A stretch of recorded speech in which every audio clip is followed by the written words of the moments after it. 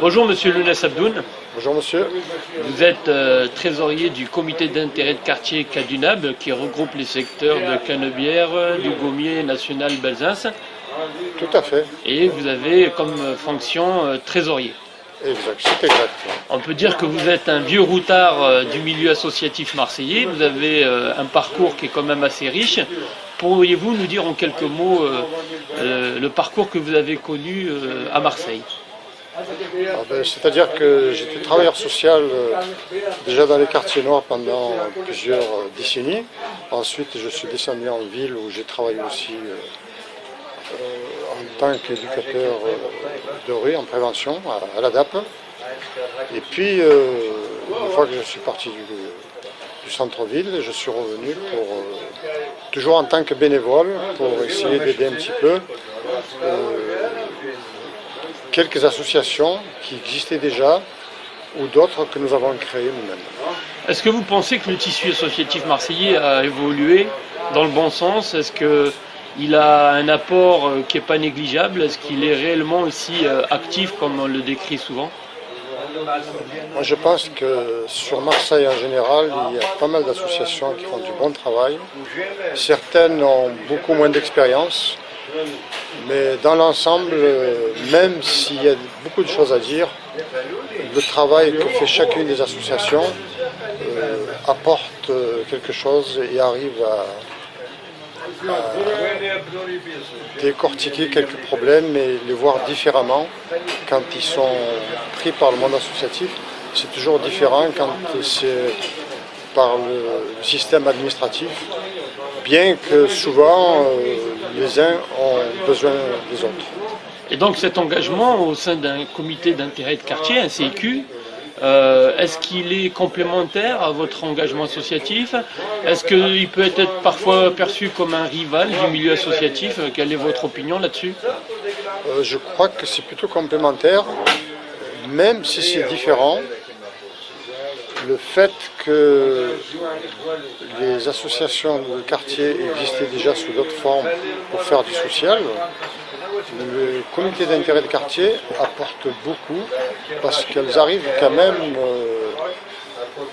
à se placer entre le pouvoir public et les habitants du quartier, ce qui fait qu'on arrive à faire remonter dans les hautes instances, aussi bien au niveau de la municipalité, de la police, des différentes structures administratives dont dépendent la sécurité et la propreté et certains travaux techniques du quartier. C'est pour ça que je dis que c'est indispensable. Ce sont des associations dans lesquelles il faudrait que les personnes de ces secteurs-là soient encore beaucoup plus engagées et ne pas être simplement que des associations que sur les papiers ou sur les statuts, quoi. Mais certains détracteurs des CIQ disent que vous roulez pour des élus, que vous seriez connoté d'une certaine tendance politique, mais en remarquant, moi j'ai fait la recherche, par exemple dans votre CIQ, on trouve autant des gens d'obédience de gauche, de droite, des gens du centre. Apparemment il n'y a pas d'a priori, vous n'êtes pas très sectaire. Est-ce que c'est à l'image de tous les CIQ ou est-ce que c'est un particularisme qui vous appartient à vous au centre-ville? Tout à fait, c'est vrai que c'est perçu un peu de cette manière-là, mais il faut quand même dire que lorsqu'un comité d'intérêt de quartier est en place dans un quartier bien défini, il est obligé de répertorier, d'analyser, d'étudier les problématiques de certaines rues, de certaines places, de tous les problèmes de toute façon qui existent sur ces quartiers-là. Ensuite, de faire remonter ces doléances-là au niveau des pouvoirs publics. Et si vous prenez une mairie qui est à gauche, que nous soyons de gauche ou que nous soyons de droite, nous sommes obligés d'apporter ces revendications-là à qui de droit. Alors c'est pas parce que responsables de l'association, comme les comités d'intérêt de quartier, vont voir le maire de gauche, qui sont de gauche. Ils peuvent être de gauche, mais ils peuvent aussi être... Le référent, c'est le maire. Donc après, quand la mairie change, ça ne veut pas dire non plus qu'on arrête de travailler parce que le gars est à gauche. Et quand ils sont de droite, vice-versa. Donc que le maire, par exemple, pour ne prendre que le maire, soit de gauche ou de droite, je le redis, les revendications s'adressent à lui. Il ne doit pas régler les problèmes que parce que les personnes du quartier votent plus à gauche ou plus à droite. Par contre, ce qui n'est pas négligeable à dire, c'est que souvent, lorsqu'on va voir une instance et que nous connaissons sa couleur d'un bord ou d'un autre, les gens s'imaginent que ça y est, ils sont engagés à gauche ou ils sont engagés à droite. Alors que c'est complètement faux. Bien sûr, il faut éviter les extrémités, peut-être plus d'un côté que de l'autre, mais nous sommes d'abord des citoyens avant tout.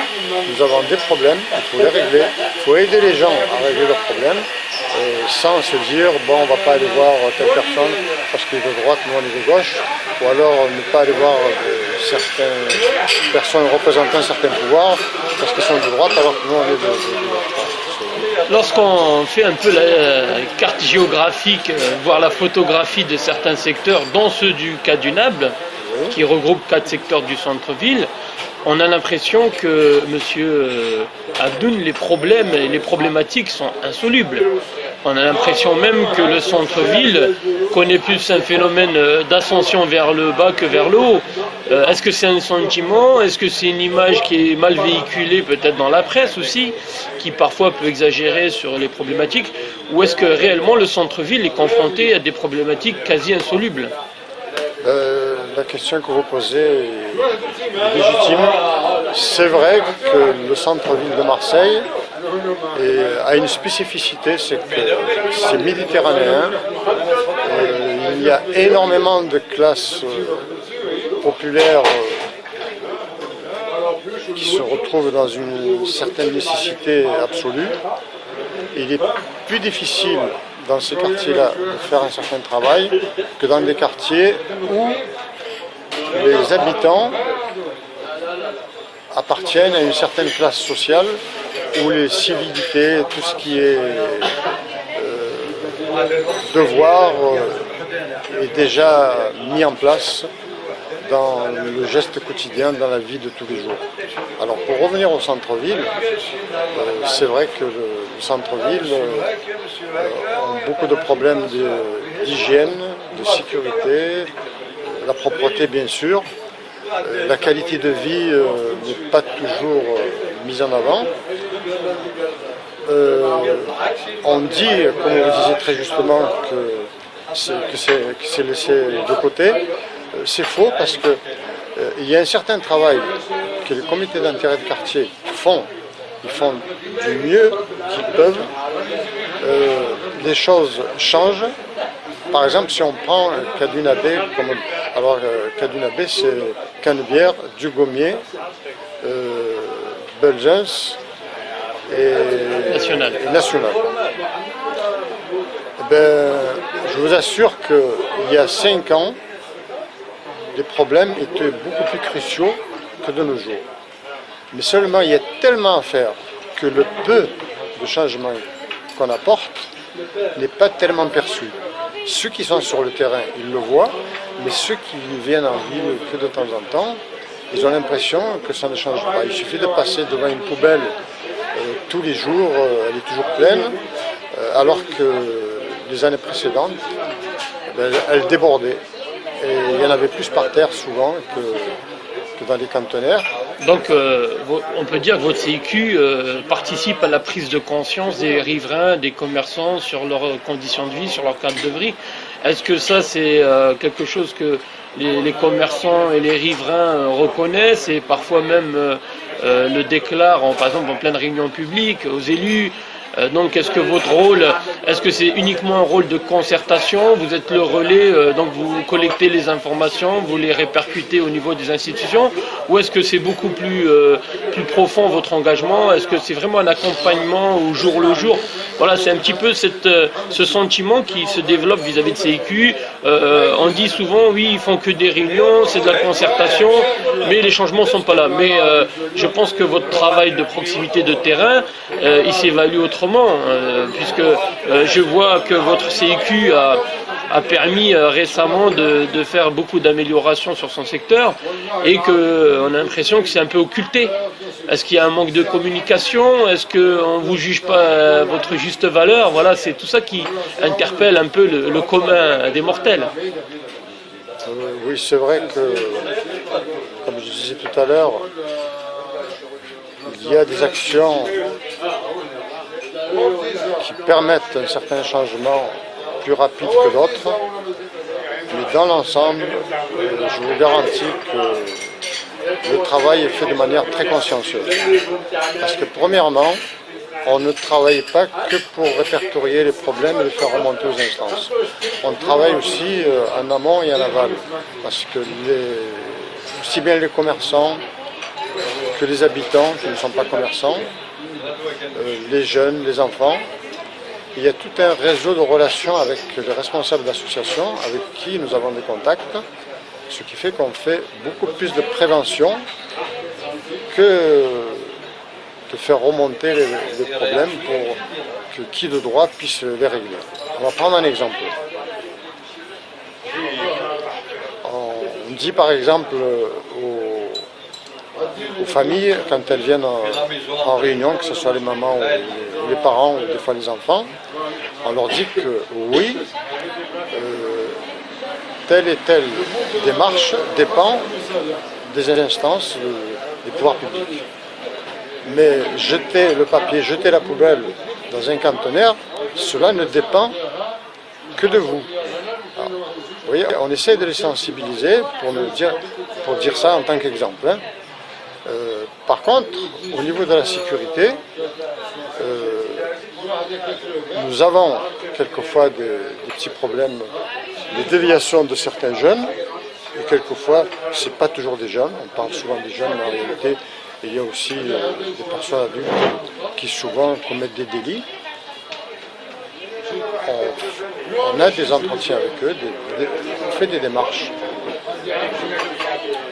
progressivement, tout doucement, pour qui nous disons qu'il y a quand même des choses à prendre en main nous-mêmes. Nous avons des commerçants, nous avons des adultes qui ne sont pas commerçants, qui sont simplement des citoyens du quartier, qui attrapent la personne, qui lui disent écoutez, ce que vous faites là, ça ne peut pas durer. Et on discute avec eux, on ne les regarde pas de travers, on leur dit simplement qu'il y a d'autres choses à faire plutôt que de commettre des actes délictueux. Une fois qu'on a parlé avec eux, souvent, nous avons des résultats que nous n'avons pas escomptés spécialement au départ.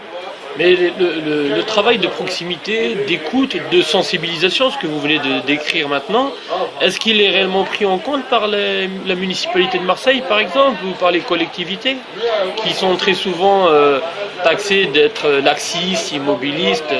Mais est-ce que vous êtes, vous, en tant qu'acteur de la concertation et du travail de proximité, est-ce que votre travail est vraiment pris en compte? À mon avis, il est pris en compte parce que les politiques viennent nous voir, parce qu'ils savent qu'il y a un certain travail de qualité qui est fait, que nous les sollicitons vraiment en dernier recours. Ce qui est de leur responsabilité, ça reste toujours de leur responsabilité. Et ce qui est du devoir du citoyen, ça reste le devoir du citoyen sur lequel nous faisons le maximum au niveau de nos interventions dans le quartier. Maintenant, est-ce que c'est pris en compte? Moi je dirais que on peut faire mieux. Moi je dirais que oui, parce que ça ne va peut-être pas si vite. Et souvent, ce que je dis à mes camarades de l'association, c'est qu'on voit toujours ce qui reste à faire, mais on ne voit pas ce qui a été fait.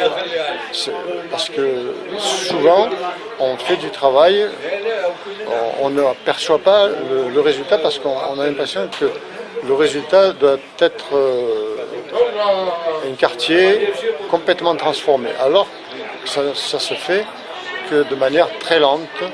Il y a les lenteurs administratives, il y a la prise de conscience, il y a les civilités de certaines personnes, de l'acte de tous les jours, et tout ça, ça ne se fait pas malheureusement avec une baguette magique. Mais il y a quand même des résultats, je vous le garantis. En conclusion de cette vidéo, pensez-vous que le travail que vous faites aujourd'hui contribuera à épanouir ce secteur et est-ce que vous êtes très optimiste à l'avenir de votre travail? Oui, parce que nous avons déjà vu des résultats, donc nous sommes optimistes. On a beaucoup d'espoir. Nous savons que nous ne travaillons pas dans le vide. Il y a de plus en plus de personnes, d'habitants, de commerçants, même des gens qui n'habitent pas le centre-ville, qui s'intéressent aux actions que nous menons. Et moi, je reste très optimiste. D'ailleurs, toute l'équipe qui travaille avec nous dans le comité d'intérêt de quartier ont envie de s'investir davantage pour plusieurs raisons. Parce qu'ils ont vu qu'il y a du concret, ils ont vu qu'on n'avait pas d'autres intérêts que celui des habitants du quartier. Et parmi nous, et je ne sais pas s'il faut le dire, mais je le dis quand même, il n'y a pas de personne dans le bureau, par exemple, ou le conseil d'administration, qui viennent que parce qu'ils veulent se faire connaître pour ensuite utiliser le comité d'intérêt de quartier à d'autres fins. Alors que ça existe peut-être ailleurs, et c'est tout à fait légitime d'ailleurs. Par contre, nous serons prêts évidemment à aider une personne qui a du mérite, qui a fait ses preuves, pourquoi pas. Mais comme nous sommes très désintéressés, c'est ce qui fait un petit peu la force de notre comité d'intérêt de quartier. Eh bien, écoutez, monsieur Lounès Abdoun, je rappelle, vous êtes trésorier du CIQ Cadunab, qui regroupe le secteur d'action, c'est Canebière du Gommier National Bazins. Merci pour ce témoignage à cœur ouvert, sans faux semblant, et en espérant que vos actions vous mèneront à la réussite collective pour les habitants, les commerçants et pour Marseille. Merci, monsieur Abdoun. Eh bien, moi, je vous remercie aussi pour votre participation.